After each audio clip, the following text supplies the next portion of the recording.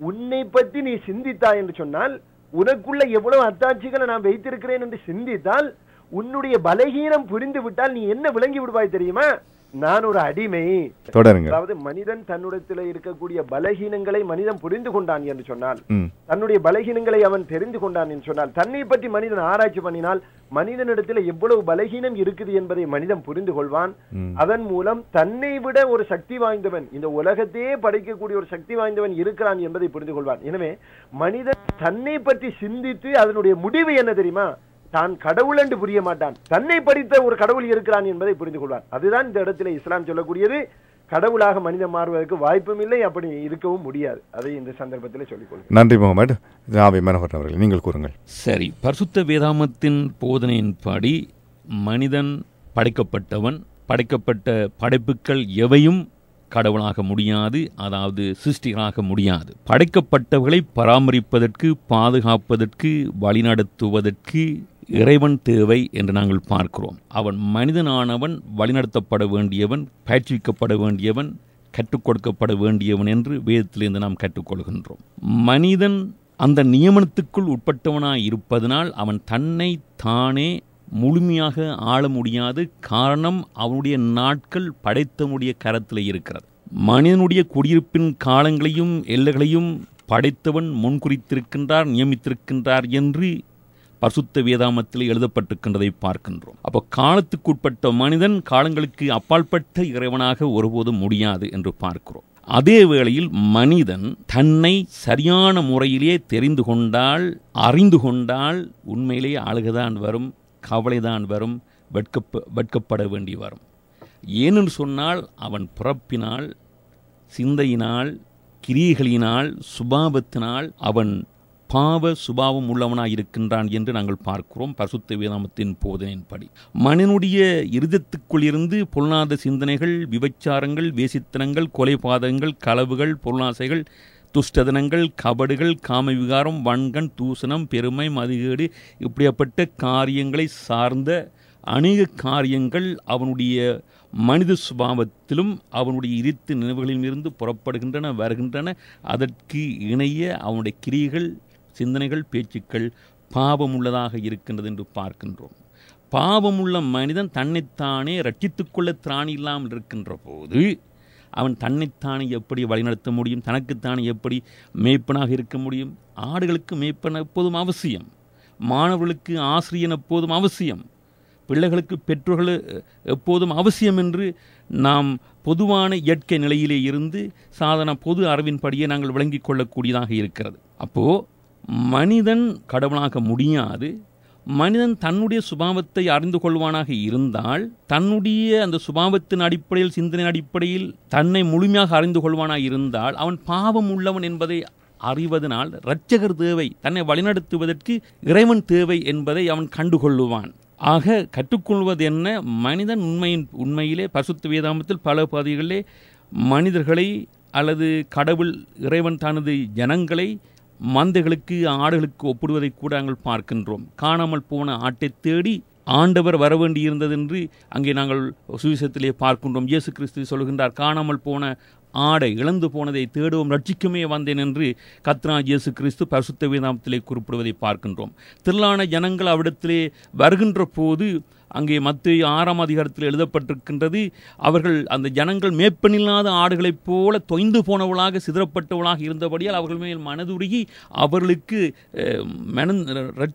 பாவத்திலிருந்து மனம் திரும்பி ரட்சித்து பலராஜ்யத்தை சுதந்திரித்துக் கொள்ளத்தக்க ஒரு போதனை அங்கே கொடுப்பதை பார்க்கின்றோம். அப்போ பார்ப்பது என்ன? மனிதன் காணாமல் போன ஆட்டை போல் இருக்கின்றான், வழிநடத்தப்பட வேண்டியவனாய் இருக்கின்றான், கற்றுக் கொடுத்து உபதேசித்து நல்வழிப்படுத்தப்பட வேண்டியவனாய் இருக்கின்றான் என்று பார்க்கின்றோம்.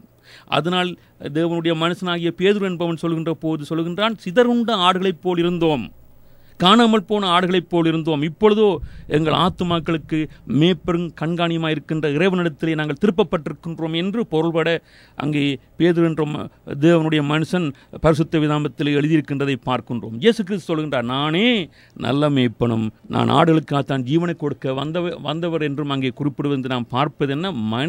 மனிதனை ரட்சிக்க, இரட்சகர் வந்தார் என்று பார்க்கின்றோம். மனிதன் தன்னைத்தானே ரட்சிக்க திராணி இல்லாதவன், தன்னைத்தானே ஆண்டுகொள்ள திராணி இல்லாதவன், தன்னைத்தானே வழிநடத்த திராணி இல்லாதவனாக இருக்கின்றான். அவன் பாவத்திலே இருக்கின்றான், இருளிலே இருக்கின்றான். அவனுக்கு வெளிச்சத்தை காட்ட, ரட்சிப்பை காட்ட இறைவன் தேவை. அங்கே அந்த ரங்கநாதன் என்று அந்த நண்பன் சொன்ன சில அந்த கேள்வியில் மறைந்திருக்கின்ற கருத்தை வெளிப்படுத்தி காட்டுகின்றது, தன்னம்பிக்கையை வெளிப்படுத்தி காட்டுவதை பார்க்கின்றோம். எனக்கு மேய்ப்பன் தேவையில்லை, நானே எனக்கு கடவுள் என்று அவர் சொல்கின்ற போது என்ன சொல்ல முற்படுகின்றார்? அவர் உழைப்பதற்கு தன்னம்பிக்கை உண்டு என்பதை வெளிப்படுத்தி காட்டுகின்றார். அப்படி ஒரு எண்ணத்தில் அவர் சொல்லியிருப்பாரா இருந்தால் அவருடைய தன்னம்பிக்கையை நான் பாராட்டுகிறேன். ஆனாலும் நாளைய தினத்தை கடவுள் எனக்கு கொடுத்தால்தான் அந்த தன்னம்பிக்கையின் அடிப்படையிலே நான் அசையலாம், உட்காரலாம், எழும்பலாம், என் கடமைகளை செய்யலாம், என்ன காரியமும் செய்யலாம். ஆனால் காலத்தை கொடுக்கின்ற இறைவனிடத்திலே அவர் தன்னை ஒப்புக் கொடுத்து தங்கி வாழ வேண்டியவராக இருக்கின்றார் என்று பார்க்கின்றோம் அல்லவா இங்கே.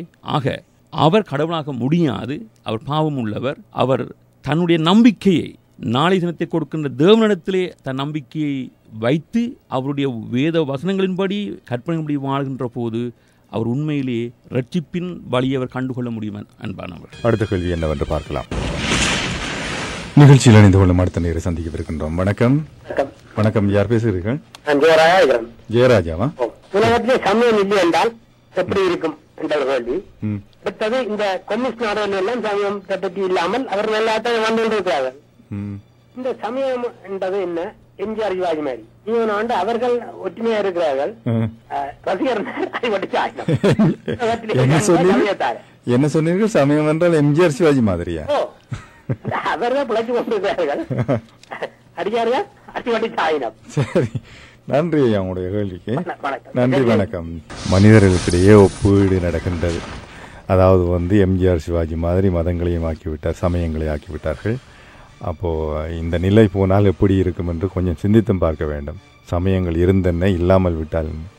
சரி, டாக்டர் லம்புதன் அவர்களே, நீங்கள் என்ன கூறுகின்றீர்கள்? பார்க்கலாம். உலகம் சமயம் இல்லாவிட்டால் எப்படி இருக்கும்? இப்படி எல்லாம் ஆளோடு சண்டை பிடித்து சீரழிகின்றார்களே என்ற ஆதங்கத்தை அவர் வெளிப்படுத்தி இருந்தார். அவருடைய ஆதங்கத்தில் ஒரு உண்மையும் இருக்கின்றது. சிக்காகோவில் நகரத்திலே நடந்த வேர்ல்டு பார்லிமெண்ட் ஆஃப் ரிலிஜன் மாநாட்டிலே முதலாக இந்து மதத்தின் செய்தியை மேல்நாட்டுக்கு எடுத்து வந்த சுவாமி விவேகானந்தர், கிட்டத்தட்ட 120 ஆண்டுகளுக்கு முன்னர் நினைக்கின்றேன், 100 ஆண்டுகளோ 120 ஆண்டுகளுக்கு முன்னர் நடந்தது.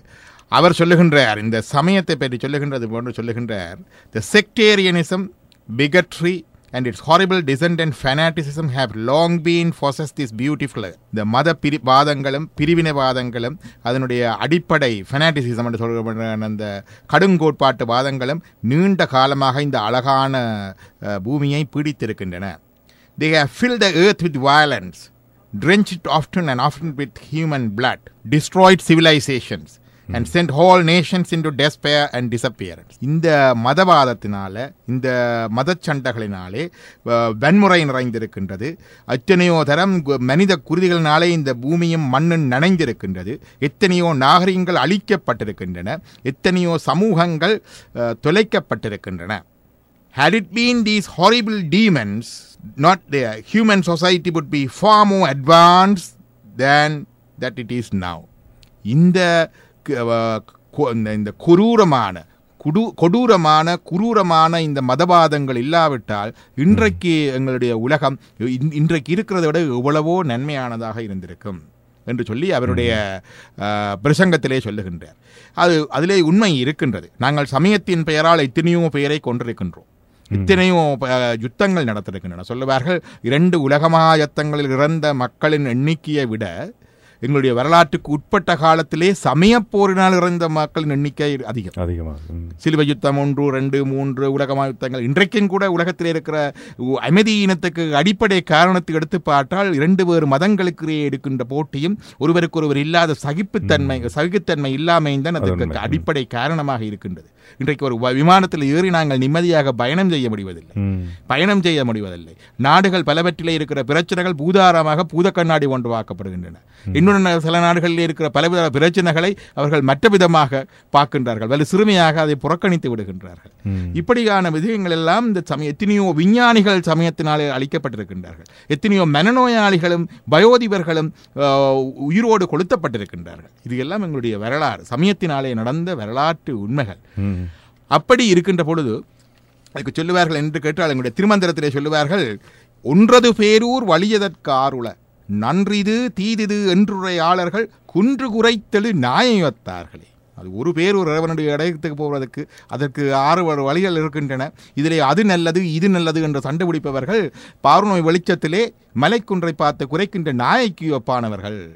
இத்தவம் அத்தவம் என்று பேரிடம் பித்தரைக்காரின் நகுமங்கள் பேர் நந்தி. என்னுடைய மார்க்கம் சிறந்தது, உன்னுடைய மார்க்கம் சிறந்தது என்று சொல்லி சண்டை பிடிக்கின்ற போரிடுகின்ற பித்தர்களை காண்டால் நகுமங்கள் பேர் நந்தி என்று இறைவன் சிரிப்பான். எத்தவம் ஆகிலன் எங்கு பிறக்கிலன், எந்த மார்க்கத்தில் கடைப்பிடித்தால் என்ன, எங்கே பிறந்தால் என்ன, ஒத்துணர்வார்க்கு எல்லை ஊர்வுகளாமே. நீங்கள் ஒத்து உணர்வினூடாக போனால் நீங்கள் அந்த இறைவனுடைய இடத்தை கண்டு செல்லலாமே என்று சொல்லி அவர் சொல்லுகின்றார். அப்படி பார்க்கின்ற பொழுது நாங்கள் இந்த சமயத்தின் காரணத்தினாலே இந்த பூமியை மட்டுமல்ல இதுள்ள மக்களை இதுள்ள வளங்களை நாங்கள் சிதைப்பதும் குலைப்பதும் துஷ்பிரயோகம் செய்வதும் காலங்காலமாக நடந்து வருகின்ற ஒன்று. அது முதலாவது. இரண்டாவதாக அவர் சொன்னார் என்று கேட்டால், இந்த சமயம் இல்லாமல் இருந்தால் எப்படி இருக்கும் என்று. எங்களுடைய சைவத்தினுடைய இந்து மதத்தில் தரிசனங்களில் இந்த உண்மை சத்தியம் என்பதை காணுவதற்கு வர்ற மார்க்கங்களை நாங்கள் தரிசனங்கள் என்று சொல்லுவோம். தரிசனம் என்றால் பார்வை. அந்த பார்வையிலே சமயம் இல்லாமையையும் கூட ஒரு சமயமாக காண்கிறது சைவம். இந்த சமயம் இல்லை என்று இருக்கின்றது, அதையும் ஒரு சமயமாக காண்கின்றது சைவம். அந்த சமயம் என்பது அதே மாதிரியாக கடவுள் என்றவர்களை ஒரு சமயமாக காண்பது சைவம். இல்லை, இந்த உலக வாழ்க்கை தான் உண்மையானது, நீங்கள் காண்பதுதான் உண்மை, இங்கே இருக்கிற வரைக்கும் நீங்கள் உண்டு குடித்து அனுபவித்து சந்தோஷமாக போக வேண்டும் என்று சொல்லுகின்ற லோகாயுதம் சார்வாகர் என்று அதுக்கு புத்தகமும் எழுதியிருக்கிறார். அதையும் கூட ஒரு மதமாக காண்கின்றது சைவம். ஆனால் இவை எல்லாவற்றையும் பார்க்கின்றது சொல்லுகின்றார், இது எல்லாம் it's a piece of truth, not the totality of the truth. நாங்கள் சொல்லுகின்ற பொழுது சொல்லுவார்கள் இது சரி அது பிழை என்று எல்லாம் சொல்லுவது கிடையாது. இதிலே அந்தந்த சமயத்தினருக்கு அந்தந்த அவர்களுடைய நிலைக்கு, பக்குவ நிலைக்கு, அவர்களுடைய சூழலுக்கு, அவர்களுடைய இதற்கு அந்த மதம் சரியாக இருக்கின்றது.